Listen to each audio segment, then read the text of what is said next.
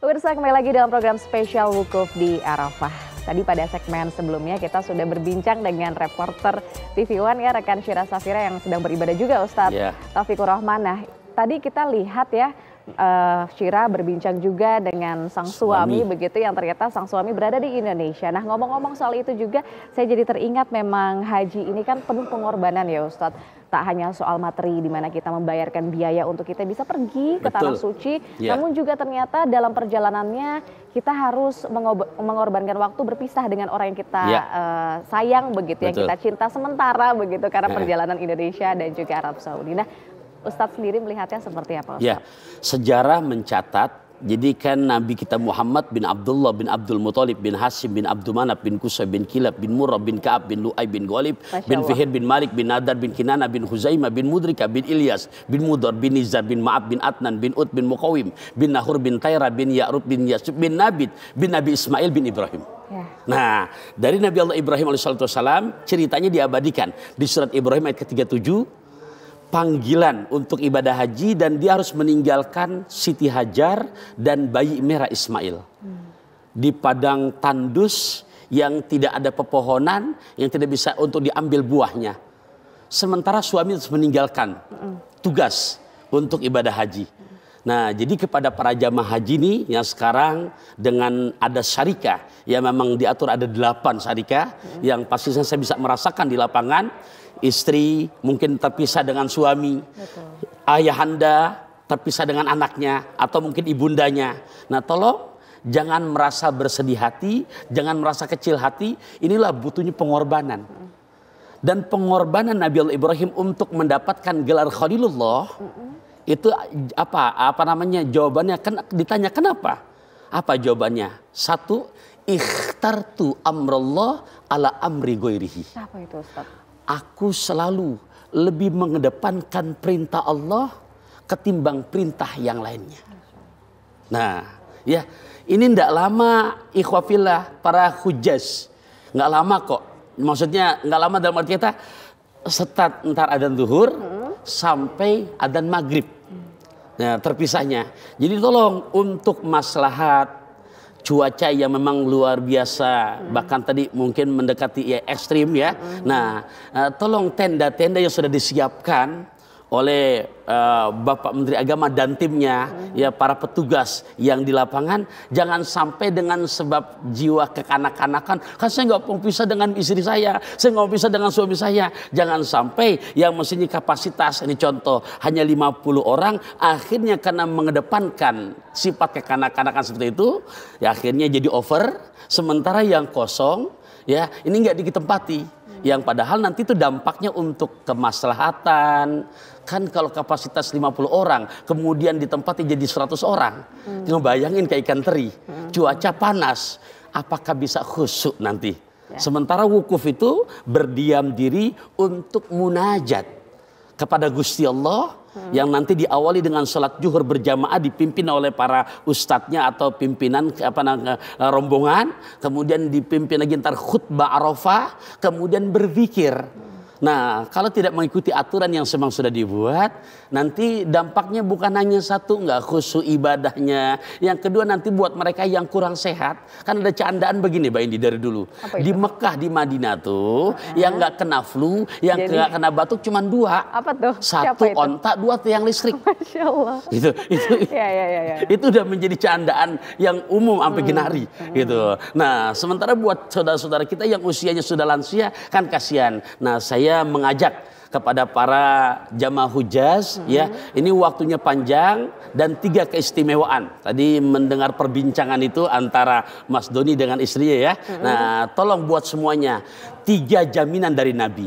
Al-hujjaj wal ummar wafdullah. Adapun para jamaah haji, para jamaah umroh, kata Nabi 3 yang aku jamin. Yang pertama, yu'atihim masalu. Apa yang kamu minta pasti aku kasih. Wa yastajibu lahum ma da'au. Apa yang kamu munajatkan, apa yang kamu doakan pasti aku ijabah.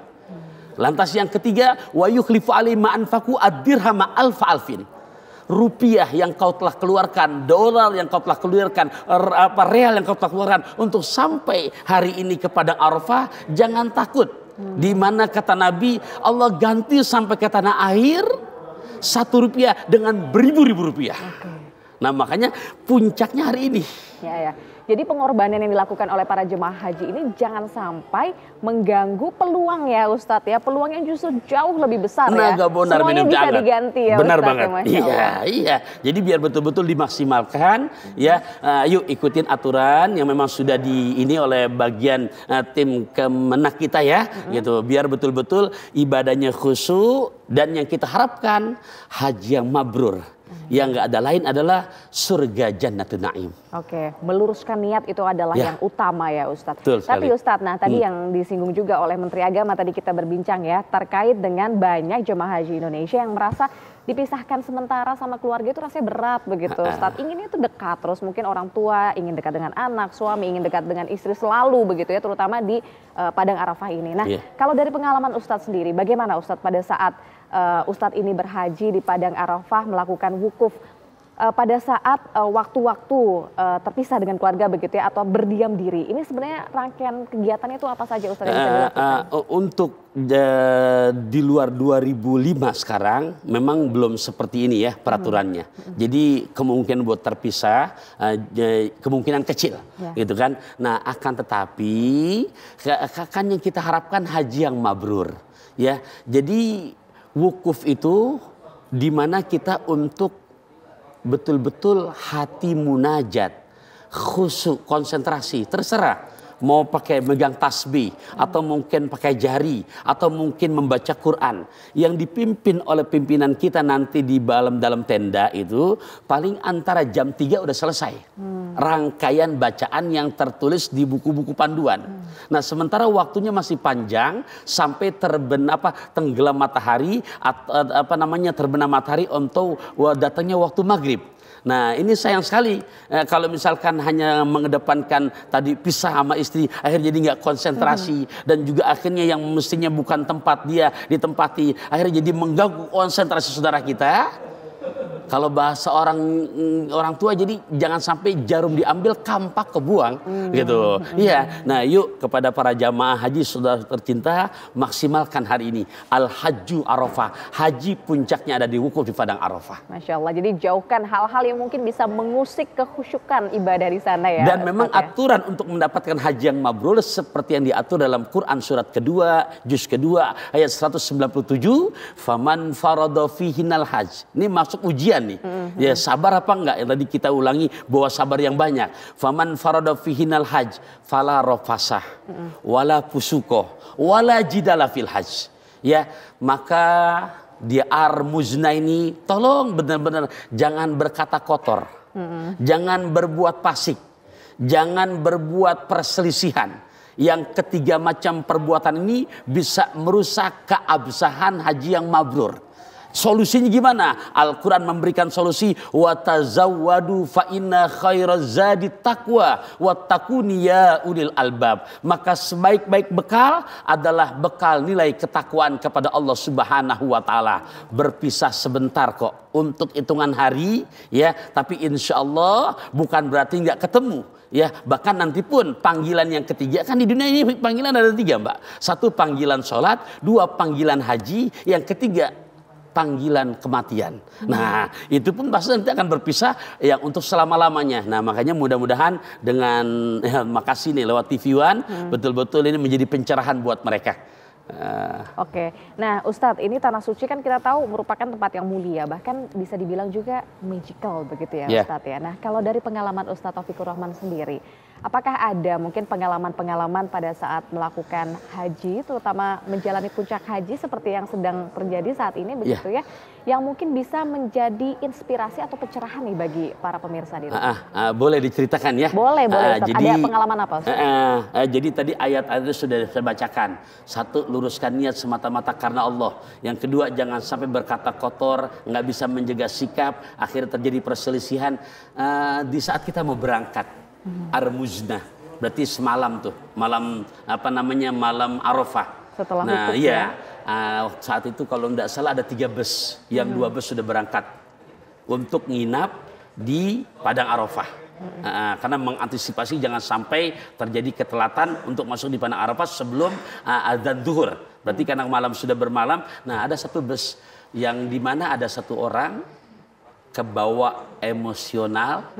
Jadi udah sampai jam 10 malam belum berangkat satu bus ini. Ya, karena ada satu bapak yang dimana istri sedang merayu. Tapi bahasa aku nggak mau kalau nggak ke Mina dulu. Sementara memang di saat lagi manasiknya di Indonesia, kita udah sampaikan. Kita malam itu langsung ke Padang Arafah. Ya, karena mengantisipasi jangan sampai terjadi hal-hal yang nggak diinginkan. Karena semuanya bertumpu di situ. Jutaan manusia. Akhirnya udah sampai larut, sampai jelang dini hari. Nah, turunlah mau ikut. Tapi punten. Lisannya nih kalau bahasa pantun mah es kemong pakai roti. Kalau ngomong hati-hati. Nah, ini pengalaman. Ucap, ya udah. Kalau gitu besok saya di Padang Arafah saya mau tidur aja. Ingin tidur aja. Mau tidur aja. Ternyata begitu hari haknya tanggal 9 Zulhijjah, percis terkumandang adzan zuhur. Sholat ikut, selesai sholat, plek, tidur. Dibangunin nama istrinya. Udah bangun. Jam 2, jam 3, jam 4, jam 5, jam 6. Terkumandang adzan maghrib. Baru bangun. Tempat yang suci. Harus diawali dengan hati yang semata-mata bersih dan suci. Niatnya seperti yang dikatakan.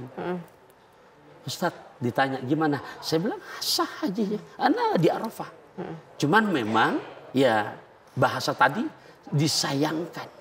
Tuh, itu diantaranya pengalaman yang kurang bagus. Nah makanya tadi bawa bekal sabar sebanyak-banyaknya. Gitu. Bekal sabar sebanyak-banyaknya karena sangat penting ya Ustadz. Kita tidak tahu ternyata ujian atau cobaan apa yang mungkin terjadi pada saat sudah berada di Arafah ya. Dan apalagi besok. Karena ngelihat sejarah di mana melihat Nabi Allah Ibrahim menyatakan surat ke-37, juz 23 ayat 102. Aku bermimpi anakku, ayah menyembelih kamu. Fanzur madza taro, kata Nabi Ibrahim kepada Nabi Ismail, bagaimana pendapat Anda, anakku? Jawaban anaknya, Masya Allah, ya abatif al-matu'mar, satajiduni insyaallah minas sabirin. Ayahanda, kerjakan apa yang Allah perintahkan kamu untuk menyembelih aku. Nah, melihat Nabi Ibrahim sami'na wa ata'na, akan mengorbankan putra tercinta, melihat kepatuhan anak yang soleh, yang salah tingkah kan iblis. Akhirnya digoda Nabi Allah Ibrahim. Apa kamu tega akan menyembelih anak kandung kamu sendiri yang akan melanjutkan tongkat estafet kepemimpinan kamu? Nabi Ibrahim nggak terima dengan rayuan iblis, diambil batu, dilempar. Nabi Ismail digoda juga. Mungkin kalau anak kecil masih belum ini keimanannya, ternyata tidak tergoda. Kamu rela akan disembelih oleh ayahanda kamu, ambil batu lagi, dilempar. Nah, kurang mungkin dua ini nggak bisa kegoda. Mungkin ibundanya, ternyata Siti Hajar, kamu tega akan menerima keputusan suami kamu, anak kandung kamu tercinta akan disembelih. Juga kekuatan imannya, diambil batu Siti Hajar, dilemparkan lagi. Dan itu terjadi besok di Mina. Jadi buat para jamaah haji, ini kalau niatnya bukan karena Allah, kalau nggak modal ketakwaan dan kesabaran yang kuat, asli. Bahasanya mah kelihatan jadi watak setannya. Ustadz, itu artinya berarti nanti para jamaah haji ini juga akan ada ujiannya lagi ya Ustadz ya? Pastinya begitu. Ketika akan melaksanakan rangkaian ibadah haji ini. Nah, kiat-kiatnya gimana Ustadz supaya para jamaah ini bisa membedakan ya dan sadar betul begitu. Kalau yang sedang dipikirkan atau mungkin dihadapi ini adalah ujian yang harus dilewati begitu. Pertama Ustadz, kami haturkan makasih kepada TV One yang luar biasa nih. Jadi kita walaupun ngaji rada tipis-tipis menjadi pembekalan buat yang sedang di sana maupun calon-calon dufur rahman ya Allah. Insyaallah ya. Jadi media dakwah ini, haturkan makasih. Yang kedua, cara gimana? Nah, lihat secara ilmiah. Al-Quran mengajarkan begitu selesai daripada hukum di Padang Arafah, fa idza afattum min arafatin fadhkurullaha indal mas'aril haram. Maka kamu kalau sudah selesai dari Padang Arafah, fadhkurullah. Nggak ada lain. Satu, niat ikhlas karena Allah. Dua, bawa modal takwa. Isi lisan dengan berzikir. Fadhkurullah. Makanya kita yang di Indonesia bahkan seluruh dunia di luar Mekah dan Madinah dianjurkan oleh Allah oleh Al-Qur'an itu. Entar begitu terkumandang adzan maghrib, Allahu Akbar, Allahu Akbar, Allahu Akbar, la ilaha illallah, wallahu akbar, Allahu Akbar walillahil hamd. Idul Fitri selesai salat Id, selesai takbiran. Tapi Idul Adha besok selesai imam mimpin salat Idul Adha, selesai langsung Allahu Akbar. Sampai kapan? Sampai tambah 3 hari di hari tasyrik. Solusinya nggak ada lain, dengan di saat kita berzikir hati tenang, ujian datang dalam bahasa sarang dihadapi dengan slow. Iya, gitu. Zikir tentunya bisa menjadi benteng dari pikiran ataupun sikap yang kurang baik, jelas, begitu ya, karena bahasanya kelapa cengkir dari Cipinang, dengan lisan hati berzikir, hati gampang dan mudah tenang. Masya Allah, ya. Ustadz, tapi itu kan artinya memang para jamaah haji ini sedang berjuang, begitu ya, berjuang beribadah, berjuang melawan segala macam ujian yang tentunya dalam ibadah haji. Nah, kalau untuk masyarakat di luar tanah suci, begitu ya Ustadz, termasuk ini para pemirsa TV One yang ada di Indonesia, begitu, menghadapi menjelang Hari Raya Idul Adha di momen 9 Zulhijjah hingga esok, begitu ya, apa saja nih kira-kira yang bisa dilakukan oleh para masyarakat Bukan Muslim? maksud menggurui, jangan pesimis yang memang belum sempat ke sana, atau mungkin para saudara-saudara yang furoda visanya enggak keluar. Ingat, haji panggilan Allah. Nah, sementara kita sedang di tanah air, apakah ada Ustaz? Oh, lihat Quran surat ke-89 juz ke-30 ayat 1 dan kedua, Allah bersumpah wal fajri walayalin ashr, demi waktu fajar, demi 10 malam. Mbak Indi, dalam setahun 365 hari. Kalau kita ngelihat sumpah Allah di surat Al-Fajr ayat kedua, demi 10 malam. Ini dalam setahun cuma ada 30 malam. 10 malam pertama sampai 10 Dzulhijjah. Berarti kapan? Dari tanggal 1 kemarin sampai ntar malam. 10 malam kedua besok bulan Muharram, tanggal 1 sampai tanggal 10. 10 malam lagi ketiga, 10 terakhir di bulan suci Ramadan. Nah, amalannya apa? Kalau bisa jangan sampai enggak puasa. Iya. Puasa Arafah ya. Di hari ini, bahkan dari tanggal 1. Kalau besok kita puasa haram karena lebaran. Ya, apa Ustadz fadilahnya? Sahabat ditanya, maksudnya nanya ke Rasulullah, ya Rasulullah, karena Nabi menyebutkan tidak ada dari hari-hari selama setahun yang dimana 10 hari awal daripada Dzulhijjah mereka berpuasa sunnah, nilainya lebih hebat daripada jihad di jalan Allah. Sahabat nanya, ya Rasul, walaupun jihad di jalan Allah, iya kata Rasulullah. Tuh fadilahnya luar biasa. Ke pondok gede naik mobil bis, gede abis. Masya Allah. Iya. Ustadz, terima kasih sekali atas inspirasinya ya. Tentunya ini semoga bisa menjadi inspirasi juga dan menjadi doa baik ya Ustadz. Semoga yang belum menyusul ibadah haji bisa segera. Termasuk saya Ustadz, doakan ya, boleh Ustadz? Boleh. Silakan. Jadi dari Keramat ke Bengkulu, ngelihat Bang Haji Asrur. Buat para jamaah haji semoga selamat selalu dan mendapatkan haji yang mabrur. Amin ya rabbal alamin. Yang di Arab Saudi mabrur hajinya, yang kita belum haji bisa segera menyusul. Amin. Terima kasih Ustadz. Dan pemirsa, kita akan jeda terlebih dahulu saja. Program spesial Wukuf di Arafah akan kembali untuk Anda. Innal hamda wa